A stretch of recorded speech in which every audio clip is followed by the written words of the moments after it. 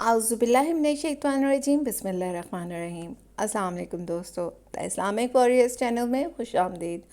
دوستو آج ہم ذکر کریں گے دو شخصیات کا جن کا نام خارجہ بن زید ہے۔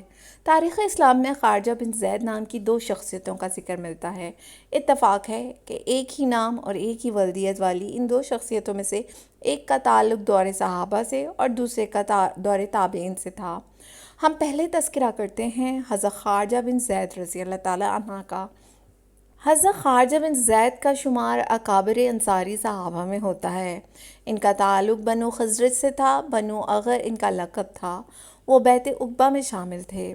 ہجرت کے بعد نبی مصطفیٰ صلی اللہ علیہ وآلہ وسلم نے مہاجرین اور انصار کے درمیان مواخات قائم فرمائی تو حضرت ابو بکر صدیق رضی اللہ تعالیٰ عنہ حضرت خارجہ رضی اللہ تعالیٰ کے بھائی بنے اور انہی کے ہاں مقیم رہے۔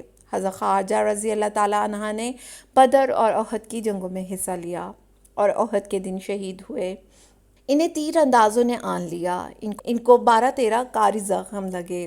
شہادت کے بعد صفوان بن امیہ نے ان کو دیکھ کر پہچان لیا اور پکارا، یہ ہے جس نے بدر کے دن ابو علی کو للکارا تھا۔ صفوان کا باپ امیہ بن خلف قریش کا بڑا سردار تھا۔ وہ اسلام اور پیغمبر مصطفیٰ صلی اللہ علیہ وآلہ وسلم کی مخالفت میں پیش تھا۔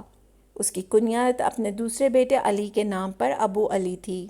علی بن امیہ بھی اپنے باپ کے ساتھ جنگ بدر میں مارا گیا تھا۔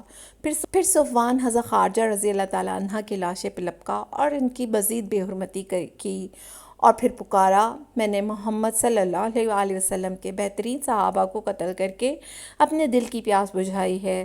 میں نے ابن کوکل، اوس بن ارقم، ابن ابو زبیر اور خارجہ بن زید کو قتل کیا۔ ابن ہشام کہتے ہیں امیہ بن خلف کو معاذ بن افرا، خارجہ بن زید اور خبیب بن اضاف نے مل کر قتل کیا۔ حضرت خارجہ رضی اللہ تعالیٰ عنہ اور ان کے چچا زاد بھائی سعد بن ربیع کو ایک ہی قبر میں دفن کیا گیا۔ احد کے شہداء اسی طرح 2-2 3-3 کر کے اکٹھے دفنائے گئے تھے۔ حضرت خارجہ رضی اللہ تعالیٰ عنہ کی بیٹی حبیبہ رضی اللہ تعالیٰ عنہ کی شادی حضرت ابو بکر صدیق رضی اللہ تعالیٰ عنہ سے ہوئی تھی۔ جب حضرت ابو بکر صدیق رضی اللہ تعالیٰ عنہ کی وفات کا وقت قریب آیا تو انہوں نے اپنے ہاں بیٹی کی پیدائش کی پیشین گوئی کی، چنانچہ ان کی بیٹی ام کلثوم کی ولادت بعد میں ہوئی۔ اب تذکرہ کریں گے خارجہ بن زید رحمۃ اللہ علیہ کا۔ خارجہ بن زید انصار کے قبیلے بنو نجار سے تعلق رکھتے تھے، اس لیے نجاری بھی کہلاتے تھے۔ ان کی کنیت ابو زید تھی۔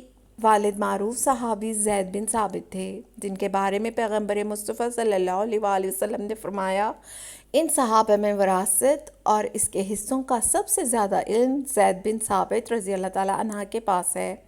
زید بن ثابت کہتے ہیں، مجھے رسول اکرم مصطفیٰ صلی اللہ علیہ وآلہ وسلم نے حکم ارشاد کیا تو میں نے یہودیوں کی زبان سریانی سیکھی۔ 15 دن گزرے ہی تھے کہ میں نے اس میں مہارت حاصل کر لی۔ جب حضور اکرم مصطفیٰ صلی اللہ علیہ وآلہ وسلم یہود سے خط و کتابت فرماتے تو میں آپ کا خط تحریر کرتا، جب آپ کو ان کا خط آتا تو میں پڑھ کر سناتا۔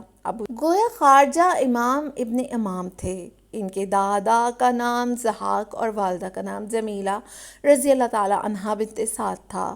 وہ اپنی کنیت ام سعد سے مشہور ہیں۔ ان کے نانا سعد رضی اللہ تعالیٰ عنہ بن ربیع پہلی اور دوسری بیعت عقبہ میں شامل تھے۔ انہیں رسول اکرم مصطفیٰ صلی اللہ علیہ وآلہ وسلم نے نقبۂ مدینہ میں شامل فرمایا تھا۔ اسماعیل بن زید، سعد بن زید، سلیمان بن زید اور یحییٰ بن سعد ان کے بھائی تھے۔ ان کا شمار مدینہ کے مشہور فقہائے سبع میں ہوتا تھا۔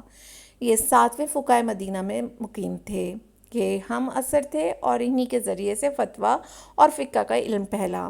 کچھ لوگوں نے عبید اللہ بن عبداللہ بن عتبہ اور ابو بکر بن عبد الرحمن کے بجائے قبیصہ بن ذؤیب اور عبد الملک بن مروان بن حکم کو فقہ سبع میں شمار کیا ہے۔ خارجہ بن زید ایک جلیل القدر تابعی تھے۔ انہوں نے حضرت عثمان کا زمانہ پایا۔ جب ان کی شہادت ہوئی تو یہ جوان تھے۔ انہوں نے اپنے والد زید بن ثابت سے حدیث سیکھی۔ ان کے علاوہ اپنے چچا یزید بن ثابت، اسامہ بن زید، سہل بن سعد ساعدی، عبد الرحمن بن ابو عمرہ، اپنی والدہ ام سعد بن ربیع اور ام علا انصاریہ سے احادیث رسول سنی۔ ان سے مروی روایتیں بہت کم ہیں، پھر بھی ان سے استفادہ حدیث کرنے والوں میں ان کے بیٹے سلیمان، ان کے دو بھتیجے سعید بن سلیمان بن زید اور قیس بن سعد بن زید، عبداللہ بن عمرو اور ان کے بیٹے محمد بن عبداللہ، ثابت بن قیس، سالم ابو نضر، سالم بن عبداللہ بن عمر، سعید بن یسار، عبداللہ بن ذکوان، عبداللہ بن کعب، مجالد بن عوف، ابن شہاب زہری، کثیر بن زید، عثمان بن حکیم، عثمان بن عمر، مطلب بن عبداللہ، یزید بن کثیر اور ابو بکر بن محمد بن عمرو بن حزم شامل ہیں۔ ابن سعد نے ان کا ذکر تابعین مدینہ کے دوسرے طبقہ میں کیا ہے۔ ابن حبان نے انہیں ثقہ مانا ہے۔ خارجہ بن زید اپنے والد زید بن ثابت کی طرح مسائل وراثت کے ماہر تھے۔ مدینہ کے لوگ خارجہ اور طلحہ بن عبداللہ بن عوف کے پاس اپنے گھروں، مال مویشیوں اور کھجوروں کے باغات کی تقسیم کے مسائل لاتے۔ یہ دونوں ان مسئلوں میں لوگوں کی علمی رہنمائی کرتے۔ اہل مدینہ کو ان کے فیصلوں پر بھروسہ ہوتا۔ لوگ ان سے اپنی قانونی تحریریں اور وثیقے بھی لکھواتے۔ خارجہ درویش منش تھے۔ اموی خلیفہ سلیمان عبد الملک نے انہیں کچھ مال بھیجا تو انہوں نے پاس رکھنے کے بجائے اسے بانٹ دیا۔ ایک موقع پر حضرت عمر بن عبدالعزیز نے فرمان جاری کیا، خارجہ کا بیت المال سے روکا جانے والا حصہ انہیں دے دیا جائے۔ خارجہ ابو بکر بن حزم کے پاس گئے اور کہا، میں نہیں چاہتا کہ امیر المومنین پر اس وجہ سے کوئی حرف آئے، کیونکہ میری طرح اور بھی لوگ ہیں جن کا نام بیت المال کے رجسٹر سے کاٹا گیا ہے۔ اگر امیر المومنین اس فرمان میں ان کو بھی شامل فرما لیں گے تو میں عطیہ قبول کروں گا، لیکن اگر وہ نوازش خاص مجھ پر کریں گے تو مجھے یہ اچھا نہ لگے گا۔ عمر بن عبدالعزیز نے جواب لکھا، بیت المال اس قدر عطیوں کی گنجائش نہیں رکھتا، اگر اس میں اتنی وسعت ہوتی تو میں کر گزرتا۔ خارجہ رحمۃ اللہ علیہ کی وفات 99 یا 100 ہجری میں مدینہ ہی میں ہوئی۔ مرنے سے پہلے انہوں نے خواب دیکھا کہ وہ 80 سیڑھیاں چڑھ چکے ہیں اور پھر نیچے لڑک گئے، اتنی ہی ان کی عمر ہوئی۔ ابو بکر بن محمد بن عمرو بن حزم نے ان کا جنازہ پڑھایا۔ رجا بن حیوہ نے عمر بن عبدالعزیز کو خارجہ بن زید کی وفات کی خبر دی۔ انہوں نے انا للہ و انا الیہ راجعون پڑھا، افسوس سے ہاتھ پر ہاتھ مارا اور فرمایا، بخدا اسلام میں شگاف پڑ گیا ہے۔ تو ناظرین، امید کرتے ہیں آپ کو ہماری یہ ویڈیو پسند آئی ہوگی اور آپ کے لیے کافی انفارمیٹیو ہوگی۔ شکریہ۔